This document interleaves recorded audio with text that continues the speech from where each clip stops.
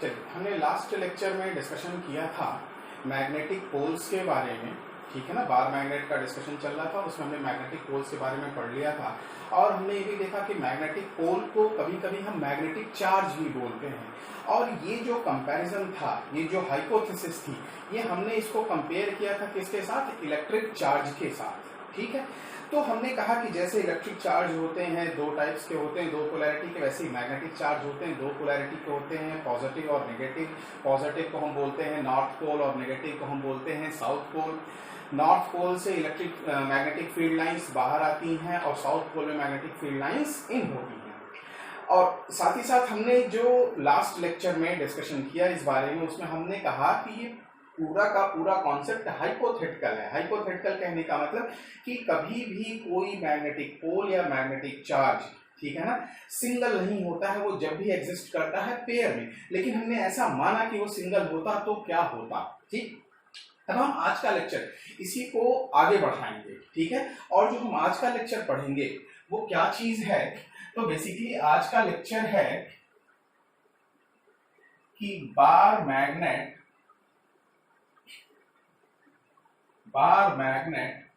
as magnetic dipole. यानी जो हम आज का लेक्चर पढ़ेंगे वो क्या चीज है? बेसिकली लेक्चर का टॉपिक है कि बार मैग्नेट एक मैग्नेटिक डाइपोल की तरह से कैसे वर्क करता है। तो हम पूरे लेक्चर में मैग्नेटिक डाइपोल का डिस्कशन करेंगे और जो मैग्नेटिक डाइपोल होगा वही बेसिकली क्या चीज है? आपका बार मैग्नेट। और जैसा कि हमने सबसे फर्स्ट लेक्चर में परमानेंट मैग्नेट की बात करी थी, तो फर्स्ट लेक्चर में कहा था कि परमानेंट मैग्नेट का शेप साइज कुछ भी हो सकता है, लेकिन हम सिंप्लिसिटी के लिए बार मैग्नेट को कंसीडर कर रहे हैं। तो जो भी चीजें हम बार मैग्नेट के लिए सीखेंगे वो एक तरीके से पूरे के पूरे परमानेंट मैग्नेट किसी भी शेप साइज पर इक्वली इंप्लीमेंटेड होगी। तो हम सबसे पहले बात शुरू करते हैं कि मैग्नेटिक डाइपोल क्या चीज है। मैग्नेटिक डाइपोल, हम देखेंगे कि मैग्नेटिक डाइपोल क्या चीज है।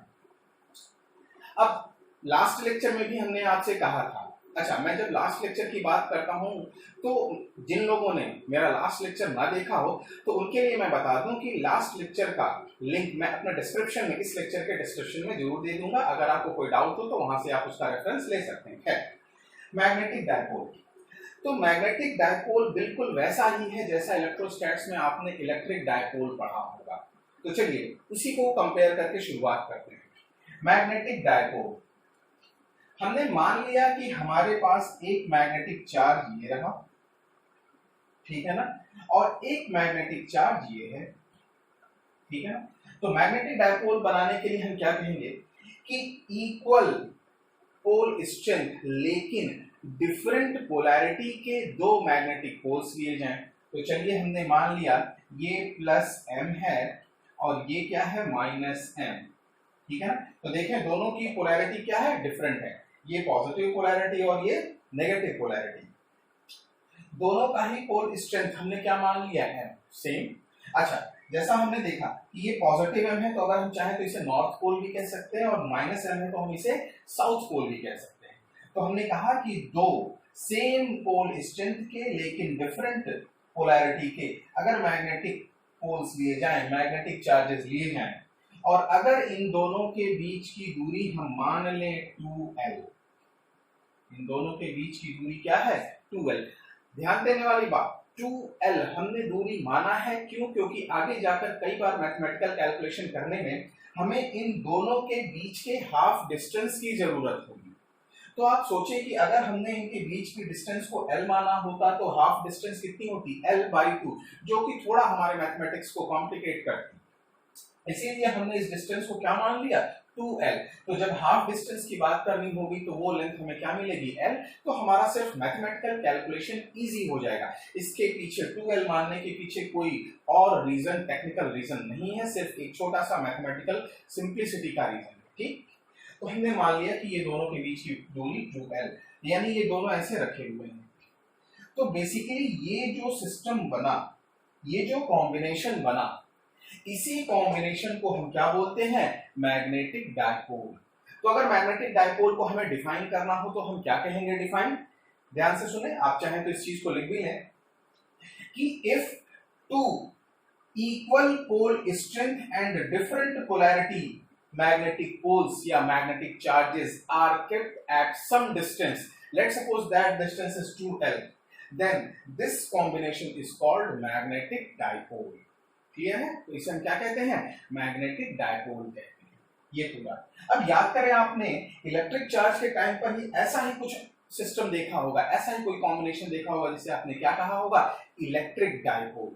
याद करें इलेक्ट्रिक डायपोल क्या था कि दो same magnitude but different polarity के इलेक्ट्रिक चार्जेस अगर एक दूसरे से कुछ दूरी पर रखे जाएं तो उस सिस्टम को हमने क्या कहा था? Electric dipole. तो अगर आपको वो बात याद है तो ये बिल्कुल समझ में आ रहा होगा, तो ये क्या हो गया हमारा? मैग्नेटिक डायपोल हो गया। क्लियर है? अच्छा, अब मैग्नेटिक डायपोल, तो हम इसको सबसे लास्ट में समझने की कोशिश करेंगे कि हमने मैग्नेटिक डायपोल क्यों पढ़ा। ठीक है ना? क्योंकि बाद में हमें जाकर समझ में आएगा कि ये बेसिकली जो मैग्नेटिक डायपोल है वो एक्चुअल में एक बार मैग्नेट था। तो बेसिकली हमें बार मैग्नेट को ही पढ़ना है, लेकिन उसको आसानी से समझने के लिए हमने पहले मैग्नेटिक पोल्स की बात करी, फिर मैग्नेटिक डायपोल। तो हम सबसे पहले मैग्नेटिक डायपोल की सारी प्रॉपर्टीज को पढ़ने की कोशिश करते हैं। ठीक है, ये मैग्नेटिक डायपोल हो गया। तो जो मैग्नेटिक डायपोल है, ठीक है ना, इसकी एक बड़ी ही इंपॉर्टेंट प्रॉपर्टी होती है। ठीक है ना, इंपॉर्टेंट प्रॉपर्टी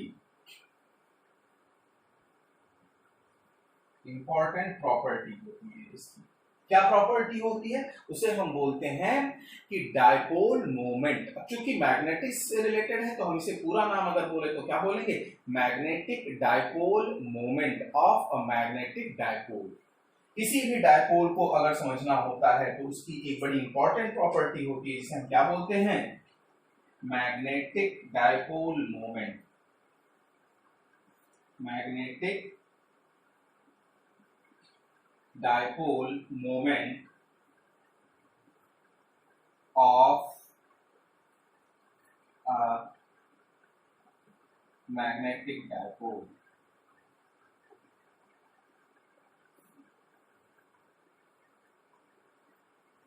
क्या कहा हमने? Magnetic dipole moment of a magnetic dipole.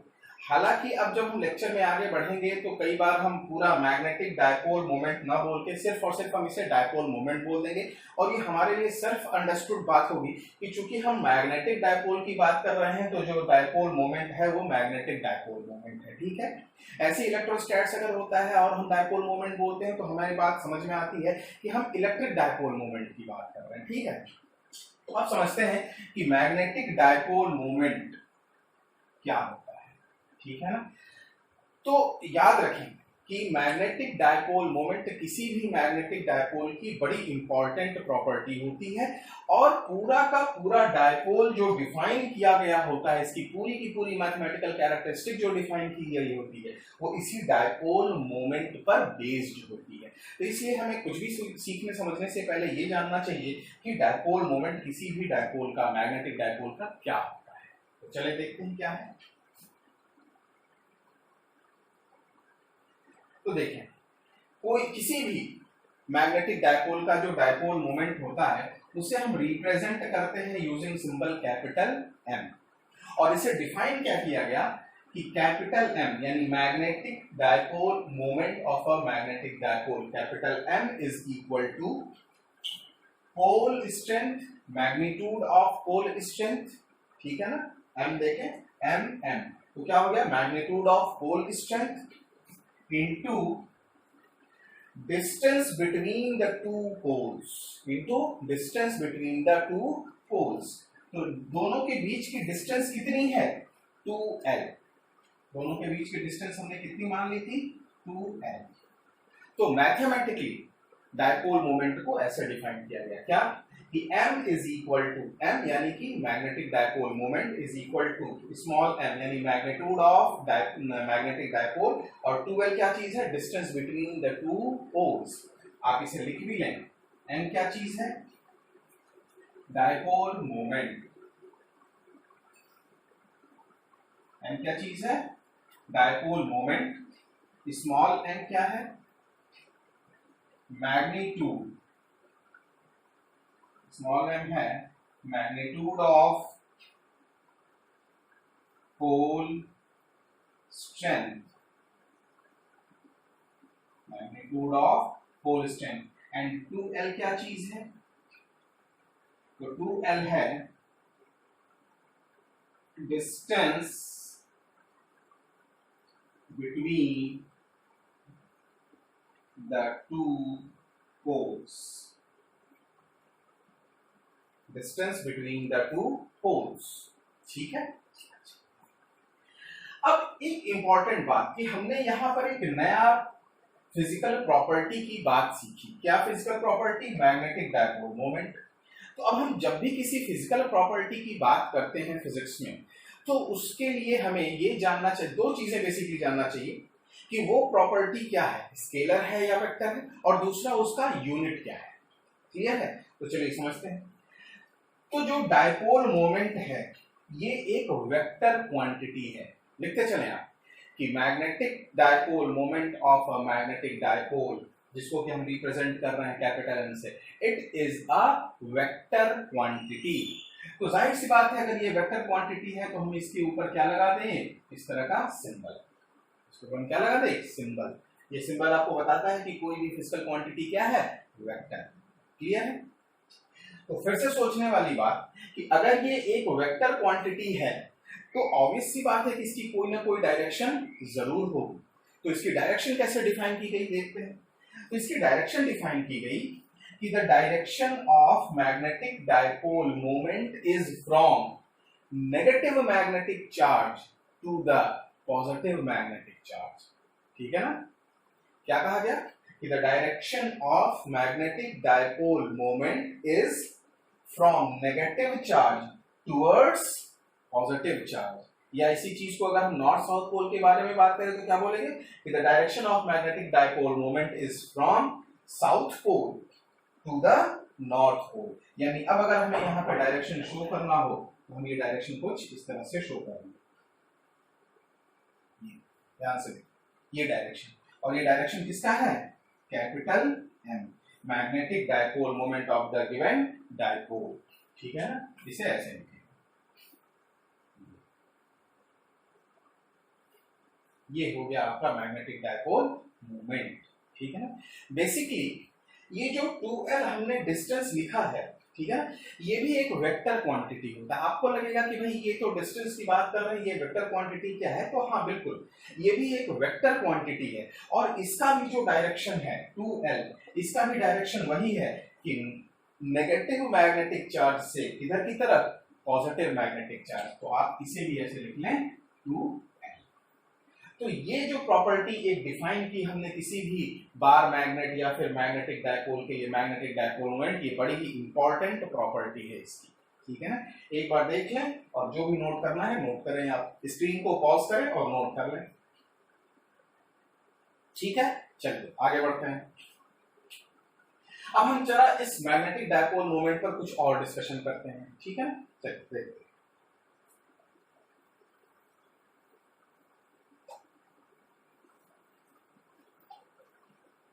अब हम इस पर कुछ छोटे छोटे न्यूमेरिकल्स देखेंगे, जो न्यूमेरिकल्स हमें अपने डायपोल को और उसके मोमेंट को समझने में हेल्प करेंगे। ठीक है ना? अच्छा, उसके पहले एक और चीज जो कि अभी स्किप हो गई, वो है unit of magnetic dipole moment. ठीक है, क्या चीज है? यूनिट ऑफ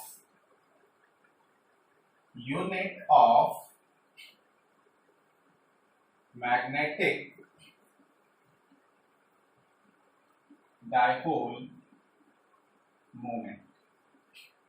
तो सिंपल सी बात है, मैग्नेटिक डायपोल को डिफाइन कैसे किया गया कि magnetic dipole moment m is equal to pole strength into distance between the two poles. ठीक है ना? तो अगर हमें इस m के यूनिट की बात करनी हो तो चलिए लिखते हैं, क्या हो जाएगा? m, ये क्या चीज है? Pole strength. और पोल स्ट्रेंथ हमने आपको बताया कि इसकी यूनिट क्या होती है? Ampere metre. इसकी यूनिट क्या है? एम्पियर मीटर इनटू ये क्या है? डिस्टेंस। तो डिस्टेंस की यूनिट अपने आप में क्या होती है? मीटर। यानी कि जो फाइनल हमारा यूनिट आया वो क्या है? Ampere metre square. तो ये याद रखने वाली बात कि किसी भी मैग्नेटिक डायपोल का जो डायपोल मोमेंट का यूनिट है वो कितना है, एम्पियर मीटर स्क्वायर। अब ये आपके लिए छोड़ते हैं कि अगर आपको इसका डायमेंशन लिखना हो तो आप क्या लिखेंगे, क्लियर है, तो डायमेंशन आपके लिए। चलिए अब हम इस पर कुछ क्वेश्चंस देखते हैं, ठीक है ना। एक बड़ा ही सिंपल सा क्वेश्चन, और वो क्वेश्चन सिंपल इसलिए चूज कर रहे हैं क्योंकि वहां पे एक छोटा सा डाउट क्लियर करना है बच्चों का, जनरली जहां पर बच्चे कंफ्यूज हो जाते हैं कई बार। हालांकि है बहुत ही सिंपल चीज, देखते हैं क्या आपसे कहा गया, ठीक है ना। जैसे थ्योरेटिकल क्वेश्चन थोड़ा सा नोट कर ले, आपसे कहा गया, देखिए क्वेश्चन कि टू मैग्नेटिक पोल्स, ठीक है ना, different magnetic poles of magnetic pole strength 2 ampere meter are kept at a distance of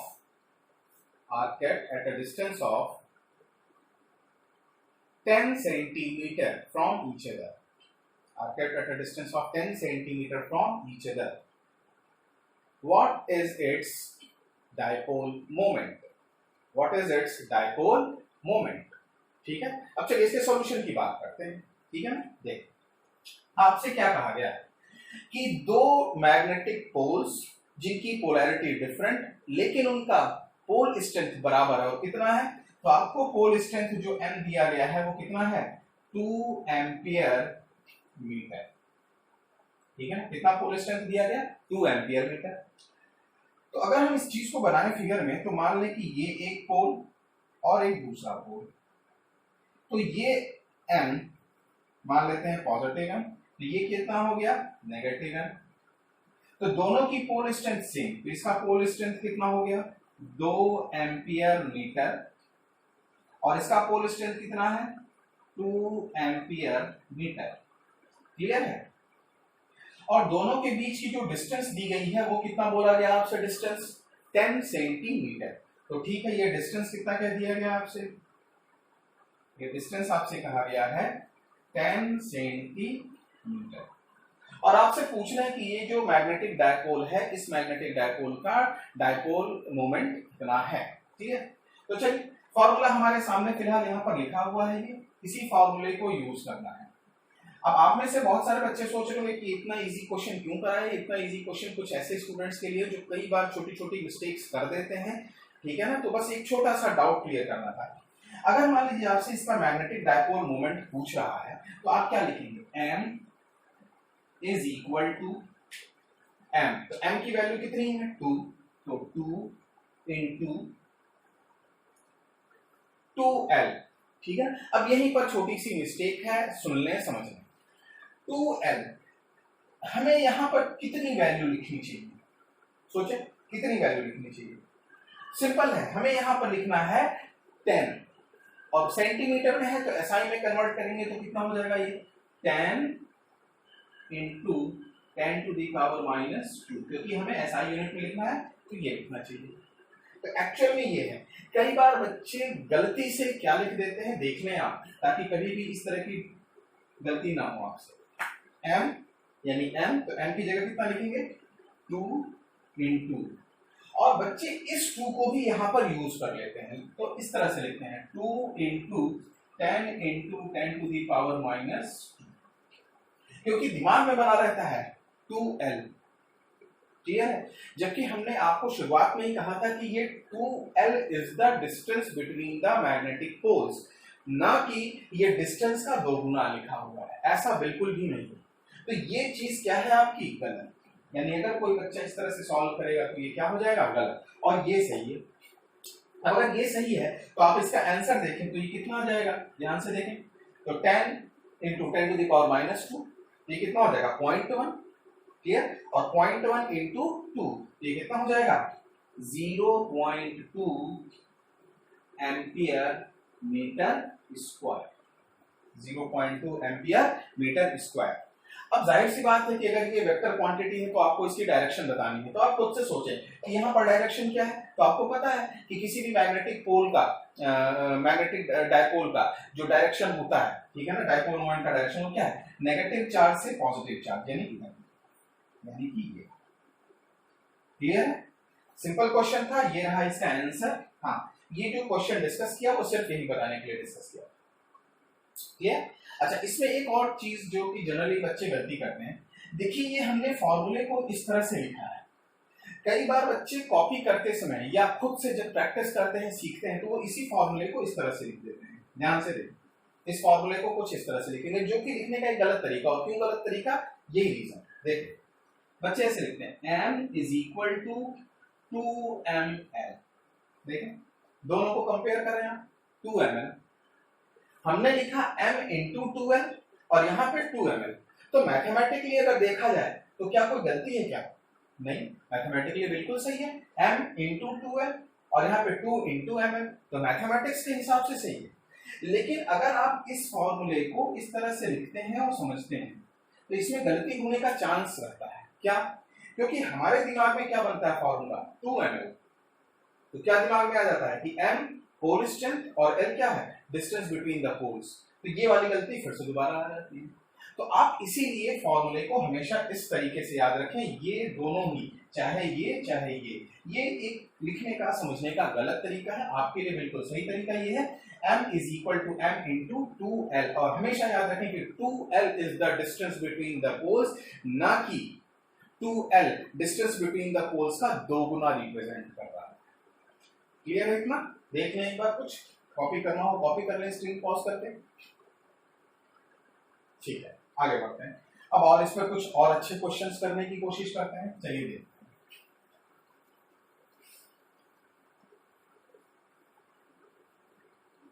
चलिए देखें,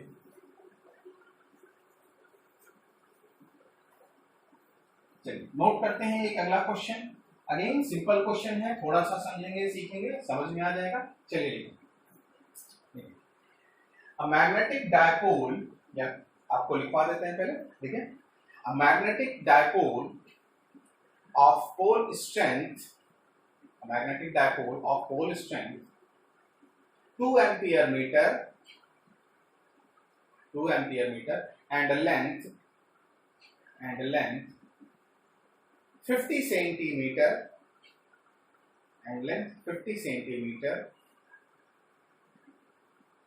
is bent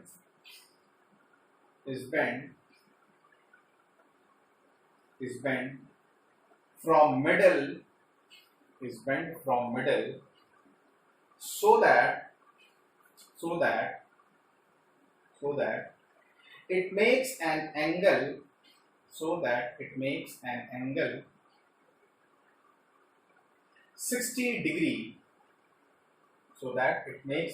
60 degree, find the new dipole moment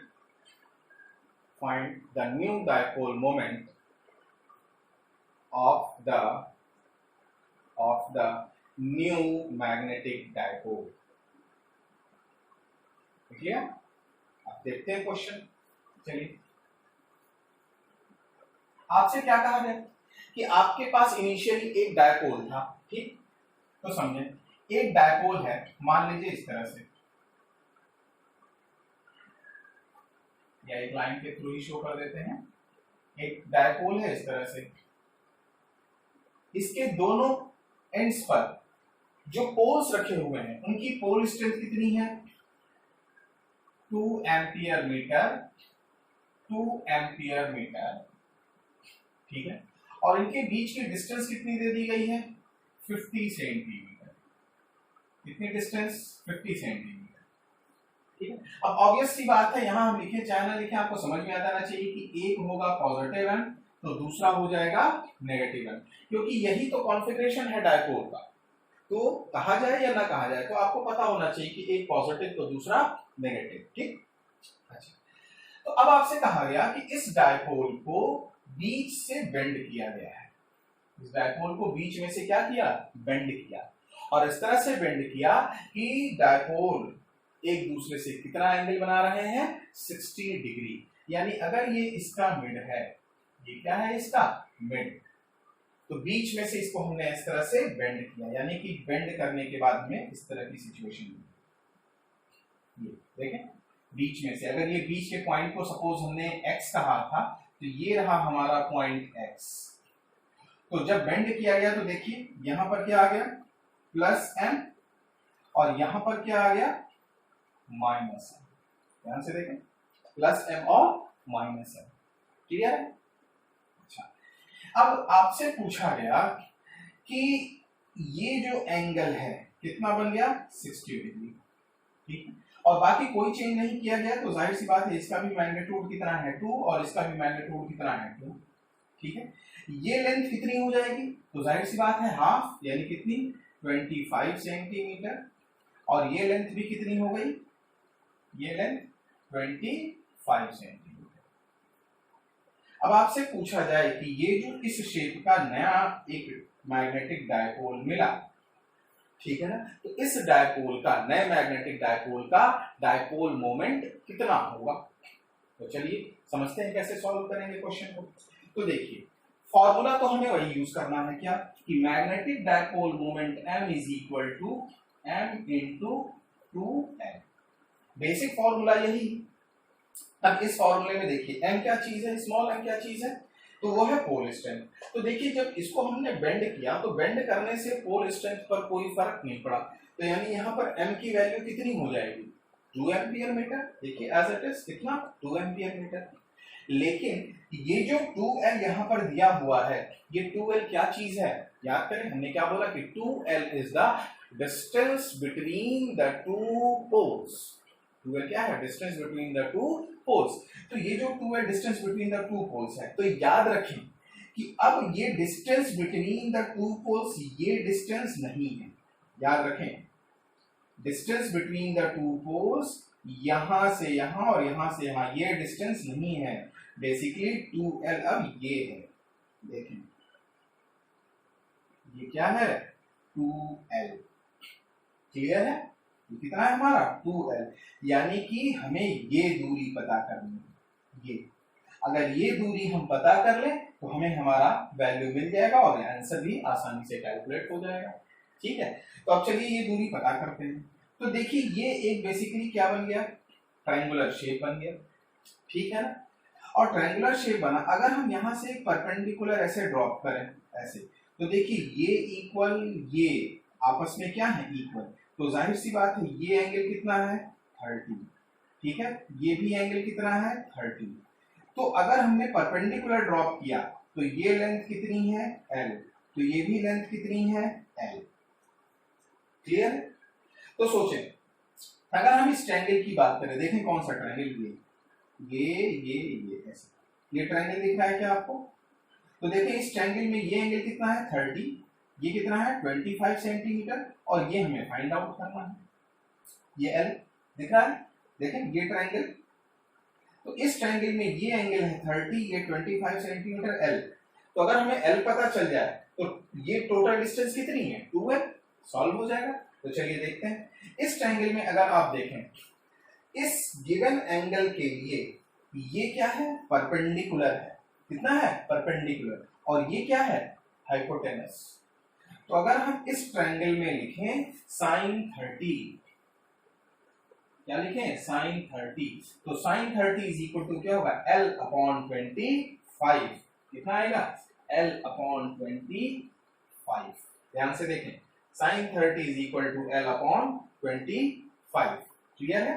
देखें ये एंगल, तो एंगल के सामने परपेंडिकुलर, तो ये बेस, तो ये हाइपोटेनस, तो sin 30 बराबर क्या होता है परपेंडिकुलर अपॉन हाइपोटेनस, क्लियर है। तो ये देखिए इक्वेशन बना, तो L इज इक्वल टू क्या हो जाएगा, तो L is equal to 25 into sin 30 की वैल्यू 1/2, तो sin 30 की वैल्यू 1/2 यानी ये कितना हो गया 12.5 सेंटीमीटर, यानी ये L की वैल्यू कितनी आ गई, कितनी 12.5 सेंटीमीटर। तो अगर ये वैल्यू 12.5 तो आप बताएं ये टोटल वैल्यू, बहुत ही सिंपल 25 सेंटीमीटर हो जाएगा, कितना है ये 25 सेंटीमीटर। हालांकि आप देखते अगर ये 60 डिग्री था और ये दोनों इक्वल तो आप डायरेक्टली भी बोल सकते थे 25, लेकिन मैंने ये प्रोसीजर सिर्फ इसलिए किया क्योंकि कोई जरूरी नहीं कि हर बार आपको ये 60 डिग्री दे, हो सकता है 30 दे दे, हो सकता है 90 दे दे, हो सकता है 45 दे दे, कुछ भी दे सकता है। तो बेसिक प्रोसीजर यही है,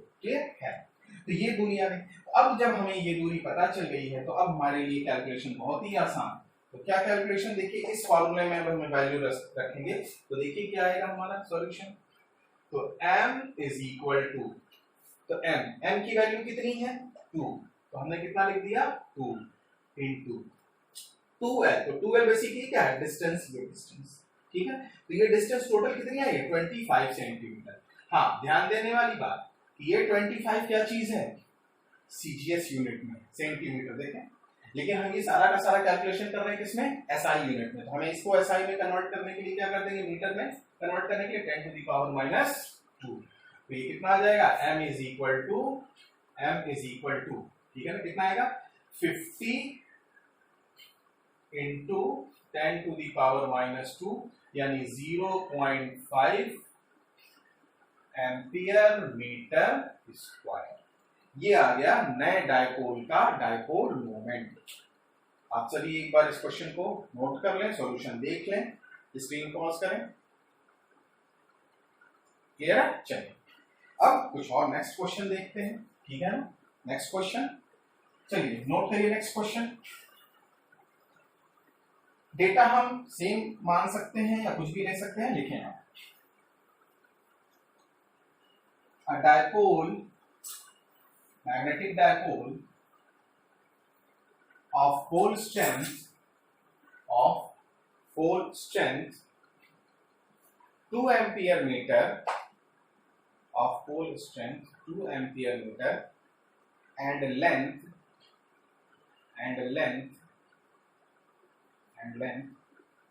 22 by 7 centimeter, and length 22 by 7 centimeter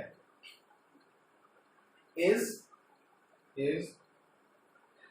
bent such that it forms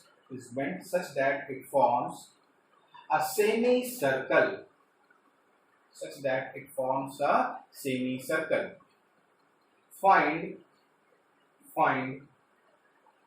the dipole moment of new dipole,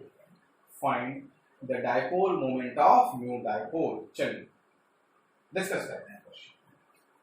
क्या कहा गया आपसे, क्वेश्चन आपसे कहा गया कि आपके पास एक डायपोल है, ऐसे समझ लीजिए डायपोल। इस डायपोल में जाहिर सी बात है एक होगा +m, दूसरा होगा -m, और पोल स्ट्रेंथ दिया हुआ है 2 एम्पियर मीटर। कितना दिया हुआ है 2 एम्पियर मीटर, ठीक है ना। और ये जो लेंथ दी हुई है डायपोल की वो कितना है 22 by 7 सेंटीमीटर, 22 by 7 सेंटीमीटर। अब आपसे कहा गया कि इस डायपोल को बेंड किया गया है एक सेमी सर्कल के फॉर्म में। इस फॉर्म में बेंड किया गया सेमी सर्कल के फॉर्म में, तो ठीक है भाई, हमने इसे सेमी सर्कल के फॉर्म में बेंड किया। तब आप सोचें कि अगर इसको हम सेमी सर्कल के फॉर्म में बेंड करें तो ये कुछ इस तरह का शेप बनेगा, इस तरह का शेप बनेगा। ये आपका +m एज इट इज और ये भी आपका -m एज इट इज रहा, सेमी सर्कल बन गया। अच्छा, बेंड करने से पोल पर या पोल के स्ट्रेंथ पर कोई फर्क नहीं पड़ेगा, तो इसका जो पोल स्ट्रेंथ है अभी भी कितना है 2 और इसका भी पोल स्ट्रेंथ अभी भी कितना है 2। तो आपके पास अब एक ये नया मैग्नेटिक डायपोल बन गया। तो आपसे क्वेश्चन पूछा गया कि इस नए मैग्नेटिक डायपोल का डायपोल मोमेंट कितना है, ठीक। तो हम अपना वही पुराना कॉन्सेप्ट जो भी लास्ट लेक्चर में हमने सीखा है यूज करेंगे, क्या कि magnetic dipole moment m is equal to small m into 2l, ठीक है। वेयर ये स्मॉल m क्या चीज है, तो स्मॉल m है कि इस पोल का पोल स्ट्रेंथ, और 2l क्या चीज है, तो distance between the two poles. और फिर से कह दें कि distance between the two poles, ये यहां से ये सेमी सर्कुलर आर्क की लेंथ नहीं है, ठीक है ना। Distance between the two poles ये डिस्टेंस है, distance between the two poles ये डिस्टेंस है, जैसे कि हमने क्या कहा है 2l, क्लियर। तो अब आप समझें कि ये 2l अगर हमें मिल जाए तो स्मॉल m तो ऑलरेडी पता है, हमारा सॉल्यूशन आ जाएगा। तो सोचें ये डिस्टेंस निकालना है, अगर ये सेमी सर्कल है, ये क्या चीज है सेमी सर्कल, तो अगर ये सेमी सर्कल है तो यहां पर कहीं तो एक सेंटर होगा, और इस सेंटर से ये दूरी कितनी होगी, r, और ऐसे ये दूरी भी कितनी होगी, r। तो बेसिकली अगर आप देखें तो ये जो डिस्टेंस है ये 2l, ये क्या diameter of the semi circle के बराबर है। देखें ये जो डिस्टेंस है दोनों पोल्स के बीच की किसके बराबर है, diameter of the semi circle. यानी अगर हम रेडियस पता कर ले तो रेडियस का डबल कर दें तो डायमीटर, और डायमीटर ही तो ये डिस्टेंस है। तो चलिए r की वैल्यू पता करते हैं। अब r कैसे पता करें, तो चलिए ये जो लेंथ है, ये लेंथ कितना है, देखें पाई 2 पाई r बाई 2। समझ में आया क्या किया मैंने, 2 पाई r क्या चीज होता है, पूरे सर्कल का पेरीमीटर, और चूंकि ये सेमी सर्कल है तो divided by 2 is equal to. अब देखो इसी डायपोल को तो इस तरह से सेमी सर्कल के फॉर्म में लाया गया, तो ये जो टोटल लेंथ है वो वही है जो यहाँ पे है 22/7। ये कितना हो जाएगा 22/7। क्लियर। तो देखें 2 से 2 कैंसिल हो गया, और अगर आप बात को समझें तो पाई को क्या बोलते हैं 22/7, तो क्या ये पाई से ये 22/7 कैंसिल हो गया। तो अगर हम देखें तो जो रेडियस आया हमारा कैलकुलेट होकर के, फाइनली रेडियस की value r is equal to 1 centimetre. r की वैल्यू कितनी आ गई हमारी 1 सेंटीमीटर। क्लियर है। अब जब r की वैल्यू 1 सेंटीमीटर आ गई तो हमारे लिए ये 2l बराबर कितना हो जाएगा, तो 2l is equal to 2 centimetre. देखें ये 1 और ये 1, तो यानी कितना आ गया 2 सेंटीमीटर। तो अब सिंपल है, यहां पर हम यूज कर सकते हैं इस फॉर्मूले को। तो जो dipole moment m is equal to आएगा वो कितना होगा स्मॉल m, तो स्मॉल m की वैल्यू कितनी है 2 इंटू, और 2l ये पूरी की पूरी दूरी किसके बराबर आ गई हमारे 2 सेंटीमीटर। तो कितनी हो गई 2, और ध्यान से देखिए कि ये सेंटीमीटर है, मीटर में कन्वर्ट करने के लिए 10 टू द पावर -2।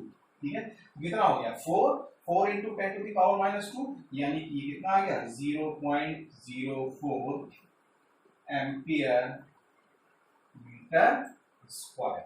कितना आ गया 0.04 एम्पियर मीटर स्क्वायर। और सिंपल सी बात, अगर डायरेक्शन पूछा जाए तो सेम कॉन्सेप्ट की डायरेक्शन किधर से किधर होता है, नेगेटिव से पॉजिटिव की तरफ। किधर से किधर, नेगेटिव से पॉजिटिव, यानी ये रहा डायरेक्शन ऑफ द डायपोल।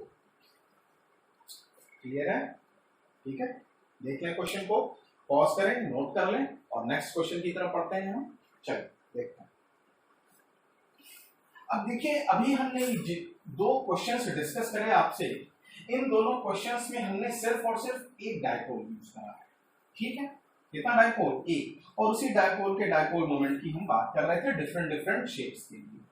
अब यहाँ पर हम कुछ ऐसे एक आध क्वेश्चन देखते हैं जिसमें हमारे पास दो डायपोल्स हैं। कितने डायपोल्स हैं हमारे पास, दो डायपोल्स। ठीक है, तो एक क्वेश्चन पिक करते हैं और उसी क्वेश्चन के बेसिस पर फिर कोई भी क्वेश्चन सॉल्व कर सकते हैं। ठीक, चलिए देखिए क्वेश्चन। मान लिया हमारे पास एक डायपोल है इस तरह से, एक डायपोल है इस तरह से। ठीक है, मान लिया इसको हमने प्लस m1, इसे हमने कहा प्लस, सॉरी ये भी माइनस m1 माइनस m1 ऐसे। ठीक है ना, और इनके बीच की जो दूरी है वो सपोज हमने कहा 2 सेंटीमीटर। ठीक है ना, दोनों के बीच की दूरी कितनी मान ली 2 सेंटीमीटर। हमसे कहा गया कि हमारे पास एक डायपोल है जो कि बिल्कुल इस तरह से कॉन्साइड करके रखा है ऐसे, एक डायपोल इस तरह से रखा है। क्लियर है। मान लिया कि हमने कहा इसे -m2 और ये है प्लस m2। देखें कैसे रखा हुआ। ठीक, और आपसे कहा गया कि इनके बीच का एंगल, सपोज हम कोई भी एंगल ले लेते हैं, मान लिया हमने कहा 60 डिग्री, ये दो, यानी क्या कहा गया आपसे, देखिए एक डायपोल, पोल स्ट्रेंथ m1 दूरी 2 सेंटीमीटर, दूसरा डायपोल m2 ठीक है ना, और मान लेते हैं कि ये दूरी है हमारी 3 सेंटीमीटर। कितनी दूरी है ये 3 सेंटीमीटर। इसका जो पोल स्ट्रेंथ है, सपोज हमने ले लिया 2 एम्पियर मीटर, इसका पोल स्ट्रेंथ कितना ले लिया 2 एम्पियर मीटर, ये भी हो गया 2 ampere metre.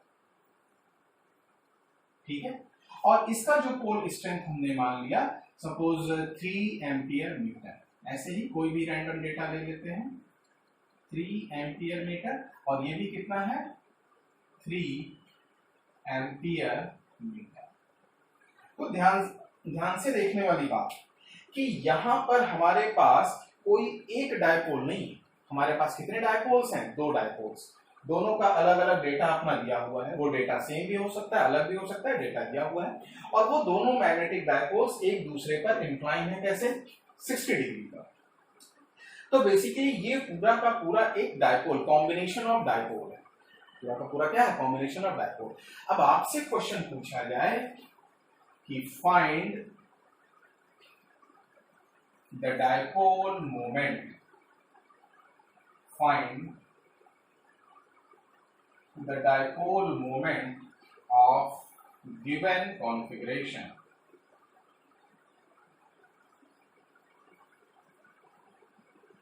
Find the dipole moment of given configuration. ठीक है, अब ये देखिए, तो मैं पहले ही बता दूं कि हमने ये एक एग्जांपल लिया है।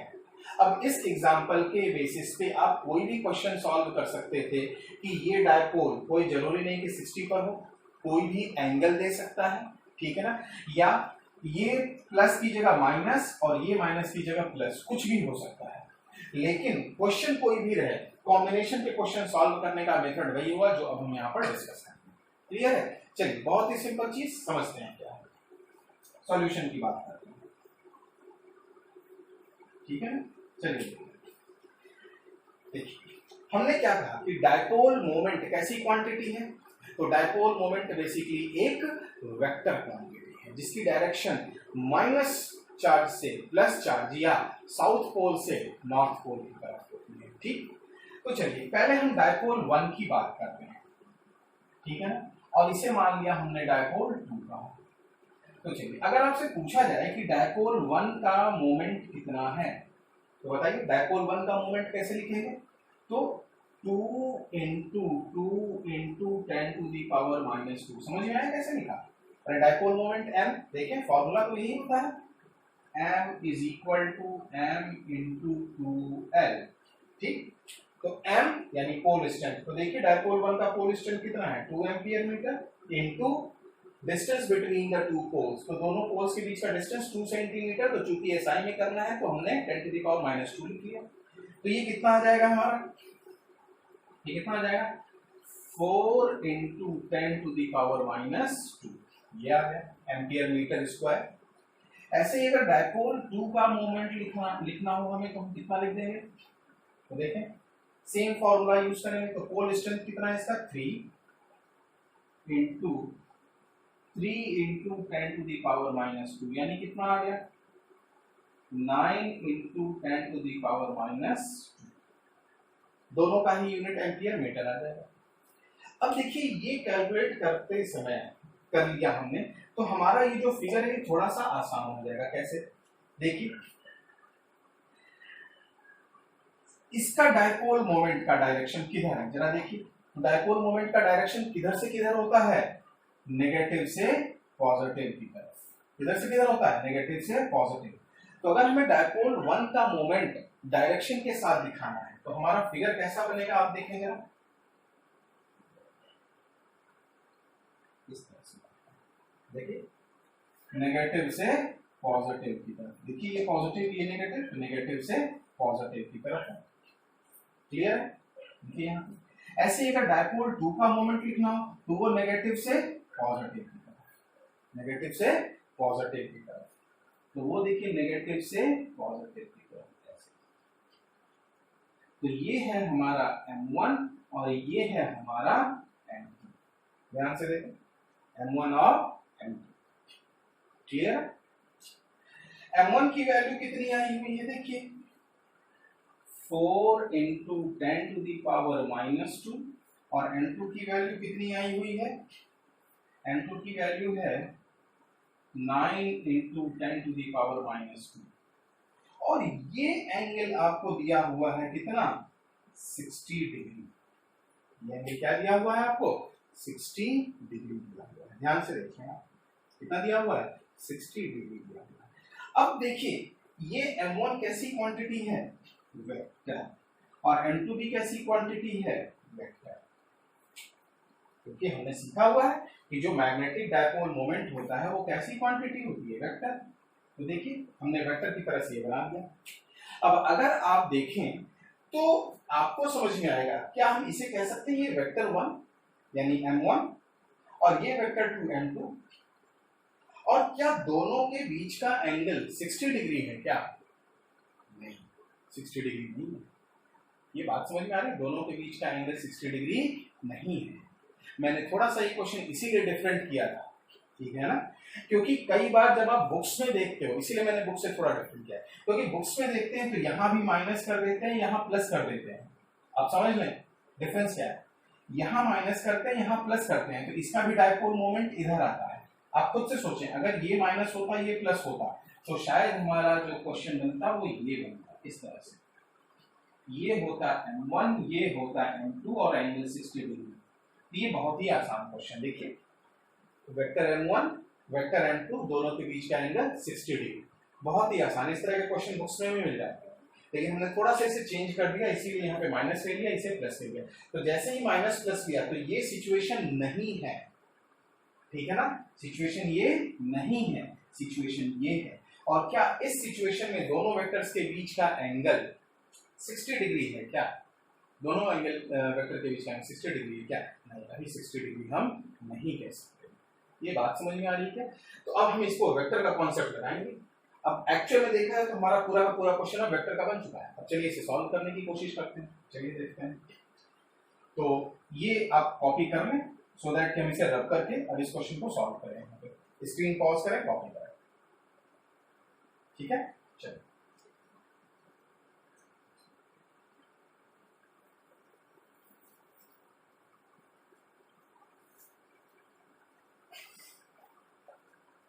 चलिए अब देखिए इसे हम थोड़ा सा एक इजी वे में लेकर आएंगे। आपने वेक्टर का एक प्रॉपर्टी पढ़ा होगा कि वेक्टर्स को अगर हम पैरेलल शिफ्ट करते हैं विदाउट चेंजिंग इट्स, ठीक है ना, लेंथ, तो वेक्टर पे कोई फर्क नहीं पड़ता है। तो अगर वेक्टर पे कोई फर्क नहीं पड़ेगा तो हम फ्री हैं वेक्टर m2 को पैरेलली मूव करने के लिए, ठीक है ना, या वेक्टर m1 को पैरेलली मूव करने के लिए, ठीक। तो जैसे मान लीजिए अगर हम कहें कि वेक्टर m1 को मूव करना है, सॉरी m2 को मूव करते हैं, तो आप सोचिए अगर वेक्टर m2 को मूव करेंगे तो क्या बनेगा। वेक्टर m1 तो एज इट इज है, ये हो गया वेक्टर m1, और अगर हम वेक्टर m2 को पैरेलली मूव करें इसके टेल पर लेकर आए, वेक्टर m1 के टेल पर, तो वेक्टर m1 के टेल पर अगर हम इसे लेकर आए तो ये क्या हो गया हमारा वेक्टर m2, क्लियर। और ये एंगल कितना है हमारा 60 डिग्री, तो ये एंगल कितना हो जाएगा 120 डिग्री, कितना हो जाएगा ये एंगल 120 डिग्री। तो अब देखिए ये रहा वेक्टर m1, ये रहा वेक्टर m2, और उन दोनों के बीच का एंगल कितना आ गया 120 डिग्री आ गया, क्लियर है। देखिए वेक्टर m1 वेक्टर m2 और दोनों के बीच का एंगल कितना आ गया 120 डिग्री। अब अगर ये 120 डिग्री आ गया तो अब सोचिए रिजल्टेंट वेक्टर, तो रिजल्टेंट वेक्टर कुछ ऐसा आएगा m, ये आ गया रिजल्टेंट वेक्टर m। अब सोचिए वेक्टर का रिजल्टेंट का फॉर्मूला क्या होता है, m is equal to under root m1 square plus m2 square plus 2m1 n2 cos theta, ठीक है ना, ध्यान से देख लें। तो m1 का स्क्वायर, m1 की वैल्यू हमें पता है, क्या लिख दें 4 into 10 to the power minus 2 का square plus 9 into 10 to the power minus 2 का square plus 2 into m1 m2 अगर हम करें, ठीक है ना, तो क्या लिखते हैं 4 into 10 to the power minus 2 into 9 into 10 to the power minus 2 into cos 120 into cos 120। अब ये मैं आपके ऊपर छोड़ता हूं कि आप इस कैलकुलेशन को कंप्लीट करके अपना आंसर निकाल लें। देखिए केवल कैलकुलेशन बचा है, आप इसको कंप्लीट करके अपना आंसर निकाल लें। बोलो क्लियर है क्या? तो ये m की वैल्यू पता चल जाएगी हमें, लेकिन फिर से वही बात कि डायपोल मोमेंट वेक्टर क्वांटिटी है तो इसका डायरेक्शन हमें पता होना चाहिए। तो डायरेक्शन बेसिकली अगर मान लो हम ये कहें कि ये थीटा, ठीक है ना, मान लिया हमने कहा कि ये है एंगल, या सॉरी थीटा ना कहते हैं इसे अल्फा कहते हैं, ठीक है। तो अगर हमें ये एंगल अल्फा निकालना हो, ठीक है, तो क्या ये एंगल अल्फा हम निकाल सकते हैं? हाँ बिल्कुल। कैसे? अरे एक वेक्टर है m1, एक वेक्टर है m2, ठीक है ना, तो दोनों के जो रिजल्टेंट का एंगल है फ्रॉम वेक्टर m1, इसका फॉर्मूला हमें पता होता है। फॉर्मूला क्या है लिखते हैं, देखिए याद करें, आपने ऐसा कुछ सीखा होगा कि tan alpha is equal to, उसी फॉर्मूले पर बेस्ड यहाँ पर लिख देते हैं, तो tan अल्फा, ठीक है ना, इज इक्वल टू, ठीक है, क्या लिखते हैं हम, tan alpha is equal to m2, ठीक है, m2 sin theta upon m2 sin theta upon m1 plus m2 cos theta, where theta is 120 degree. यहाँ पर थीटा क्या चीज है हमारा, 120 डिग्री। तो क्या इसे वैल्यूज रख के हम यहाँ पे सॉल्व कर सकते हैं? तो देखें m2 वैल्यू पता है हमें, कहाँ गई वैल्यू, हाँ ये रही 9 into 10 to the power minus 2 sin 120 upon m1 4 into 10 to the power minus 2 plus m2 9 into 10 to the power minus 2 cos 120। तो क्या ये डायरेक्शन भी आ जाएगी क्या? तो देखें बेसिकली ये पूरा वेक्टर का क्वेश्चन बन गया। तो अगर आपने ये m पता कर लिया और अल्फा पता कर लिया, तो हम ये बता सकते हैं कि अगर दो मैग्नेटिक डायपोल्स एक दूसरे पर किसी एंगल पर इंक्लाइन है तो उस गिवन सिस्टम का डायपोल मोमेंट का मैग्नीट्यूड कितना होगा और उस डायपोल मोमेंट का डायरेक्शन क्या होगा। क्लियर है? तो आज के लेक्चर में हमने, इस लेक्चर में हमने जो बात करी वो पूरी की पूरी क्या थी, सिर्फ और सिर्फ डायपोल मोमेंट पर बेस्ड थी, यानी किसका, magnetic dipole moment of a magnetic dipole. ठीक है ना? Thank you.